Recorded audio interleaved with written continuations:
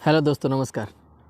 काफ़ी लोगों का कमेंट्स ज़्यादातर यही रहता है कि कनाडा में जॉब सैलरी क्या है। इवन कई लोगों ने यहाँ तक पूछा मेरे से कि आप कितना कमाते हो और आप अपने बारे में सच्चाई नहीं बताते हो।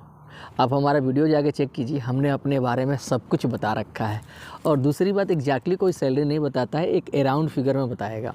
क्योंकि कभी अगर एक्स्ट्रा ड्यूटी हो तो थोड़ा सा सैलरी बढ़ जाता है, कभी कम हो जाता है, कभी खर्चा थोड़ा ज़्यादा हो तो बढ़ जाता है। बहरहाल हम बात करेंगे कि कनाडा में, मैं एक बार और रिपीट कर दे रहा हूँ, आज का मैं शीर्षक यही रख रहा हूँ, कनाडा में जॉब सैलरी मिनिमम क्या है और एक अमूमन कितना सैलरी लोग बचा लेता है, सेव कर लेता है। आज इसी सब पे बात होगी।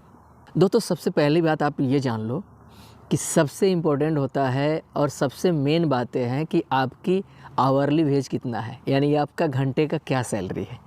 अब जैसे जिसका 16 है, 18 है, $20 है, $22 है, $24 है, $25 है, उसके हिसाब से आपका सैलरी में बहुत फ़र्क पड़ेगा। 50,000, 60,000, 1 लाख का भी फ़र्क पड़ सकता है। तो ये डिपेंड करता है।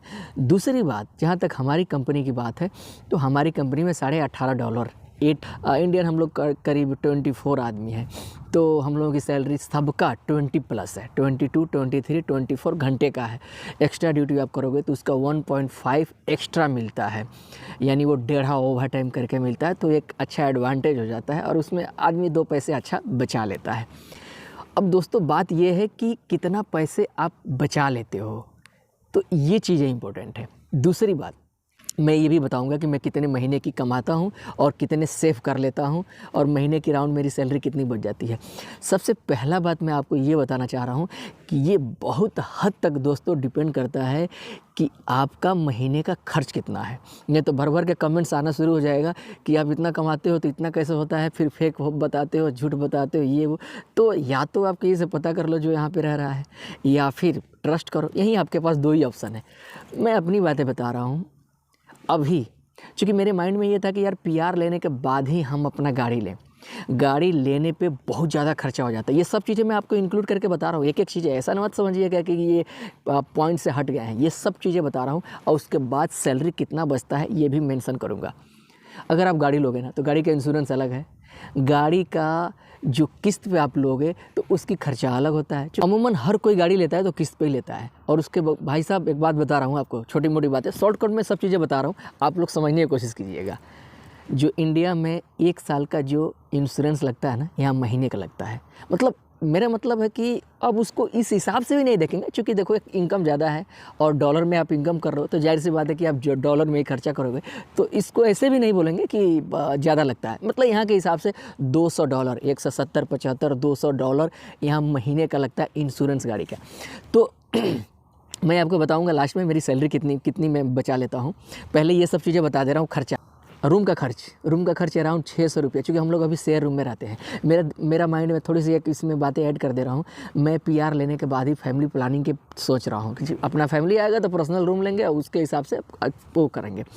और ये इसमें ये भी चीज़ें इंक्लूड कर रहा हूँ मैं कि अभी मैंने गाड़ी नहीं ली है। गाड़ी नहीं लेने का मतलब हो गया नियर अबाउट $1,000 आपका सेफ, नियर अबाउट, थोड़ा बहुत ऊपर नीचे हो सकता है। उसमें मैं जोड़ूंगा फ्यूल का, गैस का खर्चा, उसमें इंश्योरेंस का, आपका गाड़ी का किस्त का, तो ये सब मिला के 1,000 नियर अबाउट होता है। एग्जैक्टली नहीं, बट 700, 800, 900 ये होगा। अब दोस्तों एक चीज़ है, अब देखो इसमें मेरा पैसा बचता है, क्योंकि एक दिमाग में होता है ना यार क्या होगा, क्योंकि वर्क वीज़ा में है, कहीं by the way work visa renew नहीं हुआ तो भी एक दिमाग में टेंशन होता है। हालांकि मैंने इस पर मेंशन कर दिया, आप लोग अगर चाहो तो वीडियो देख सकते हो। PR के बाद ही मैं सोचा हूँ गाड़ी लूँ और सब कुछ अपनी व्यवस्था करूँ। और मैंने पिछले वीडियो में ये इंक्लूड किया था कि इस महीने के 30 तारीख तक मेरा IELTS का एग्ज़ाम है जो, और आप मेरे लिए प्रे कीजिए आप लोग भी, ताकि मेरा PR हो जाए। PR होगा तो बहुत हद तक दिल से कनेक्ट कर पाएंगे और बातें जो है ना वो खुशी होती है यार। क्योंकि जब आप PR ले लेते हो ना दोस्त, तो यहाँ के दामाद हो जाते हो। दामाद इन द सेंस बस सिटीजनशिप की होता है। तो PR का मतलब समझ लो एक तो 90% सिटीजनशिप ही, बस सिटीजनशिप का एक फॉर्मेलिटी होता है, 1-2 साल में सब कुछ हो जाता है। PR ही बहुत बड़ा इंपॉर्टेंट रोल अदा करता है। तो वो सब चीज़ें हैं और मुझे लगता है कि वो सब चीज़ें होने के बाद ही आदमी गाड़ी लेगा। हाँ, तो गाड़ी का खर्चा हो गया, आप ये जोड़ लो। रूम का खर्चा तो अमूमन सबको लगता है, क्योंकि अभी शेयर रूम में हो तो आप उस हिसाब से खर्चा है थोड़ा कम लगता है। दूसरी चीज़ ये है दोस्त कि आपका महीने कितना बच जाता है, ये भी आपको मैं शॉर्टकट में सब चीज़ें बता दे रहा हूँ। बहुत चाहे ग्रोसरी का, अब जैसे ग्रोसरी का खर्चा है, ग्रोसरी मतलब आपका किराना का खर्च कितना है। किराना का खर्च जो हम राशन वासन जो भी खरीदते हैं, पॉकेट खर्चा और इधर उधर सब चीज़ें मैं बता रहा हूँ आपको इंक्लूड करके, तो उसमें हमारा $200 मैक्सिमम लगता है। क्योंकि हम लोग 2 पार्टनर हैं, एक साथ बनाए खाते हैं, $200 मैक्सिमम लगता है खर्चा, इससे ज़्यादा नहीं लगता है जी। $200 में हम खा पी लेते हैं हर चीज़ जो आपको मन में खाइए। बाहर का खर्चा ना के बराबर होता है, बहुत इरर केस में होता है। दूसरी बात कि अब डिपेंड करता है कि आपकी आवर की सैलरी, वो मैंने आपको मेंशन कर दिया। बहुत से लोग यहाँ पे 1.5 लाख, 2 लाख, 2.5 लाख, 3 लाख, 4 लाख तक बचा लेते हैं महीने का। मैं भी अपना अराउंड 4 lakhs मैं भी सेव कर लेता हूँ। तो अब उसमें है कि आपका एक्स्ट्रा ड्यूटी है, तो एक्स्ट्रा ड्यूटी में थोड़ा अच्छा इनकम हो जाता है, वो बच जाता है। लेकिन अभी थोड़ा सा कम कमा रहे हैं, अभी इसलिए कम कि एयर कंडीशनिंग का भी थोड़ा मार्केट डाउन है, तो थोड़ी सी एक्स्ट्रा ड्यूटी उतनी नहीं लग रहा है, बट नियर अबाउट थोड़ा बहुत फ़र्क पड़ रहा है। लेकिन आदमी सम्मानजनक पैसे कमा ले रहा है। अब एग्जैक्टली मत पूछना कि 2 लाख कमाते हो, 3 लाख कमाते हो, एक राउंड फिगर आपको आइडिया बता दिया। तो ये एक सैलरी है कनाडा में नॉर्मल वेज की। अब डिपेंड करता है कि आपकी आवर की कितनी है, तो उसके हिसाब से सैलरी थोड़ा प्लस माइनस हो जाएगा।